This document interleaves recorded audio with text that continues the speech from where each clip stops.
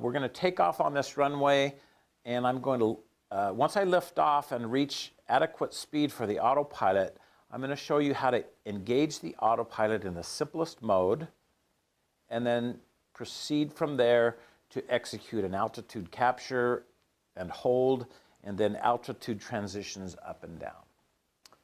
Okay, now I'm going to unpause my simulator, and bear with me while I attempt to take off. Sometimes my liftoff in Flight Simulator is a little sketchy. So we're rolling down the runway here. Airspeed is climbing quickly. I'm flying a Cessna, so I'm waiting to get a good nose wheel shimmy before I rotate. 85 knots should do it. And here we are rotating. I'm hoping to stabilize at about a 400 foot per minute climb, thereabouts.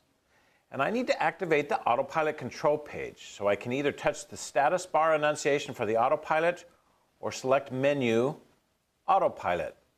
Having done that, I'm now ready to touch the AP button to engage the autopilot.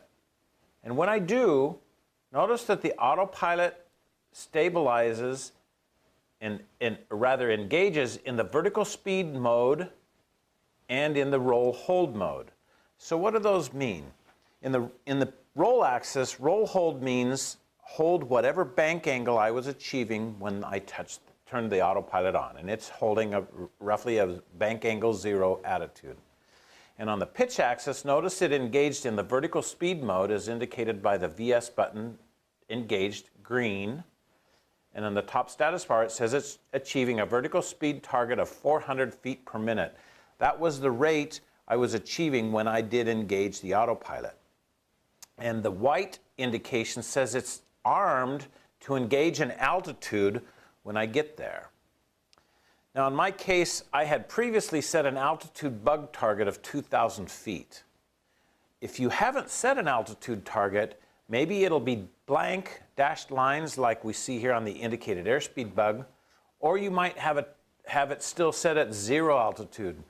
The autopilot is engaged in the vertical speed mode and it's armed to capture a target altitude, but it will only capture if that altitude bug is at a rational level in the direction you are heading. In this case, if we're climbing, the altitude bug has to be set at a value above our current altitude. If it's not set at all, meaning we have dashed lines, or if it's set at an altitude that's below our current altitude when we engage the autopilot, it will continue to climb unchecked until aircraft performance peters out.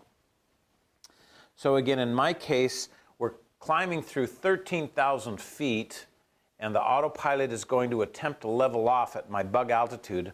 I'm going to lower that target altitude to 17,000 feet, and we'll watch it level off. While it's getting ready to level off, I'm going to just point out that green on the control panel denotes a mode that is engaged, meaning the autopilot is controlling the autopilot servos in that mode. White, as we see on the Alt Hold button, means that mode is armed and it's prepared to sequence that to that mode when the time is appropriate, when a certain condition comes about.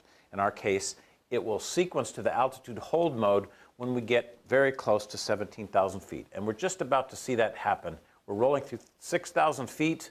The autopilot already sequenced to the altitude hold mode.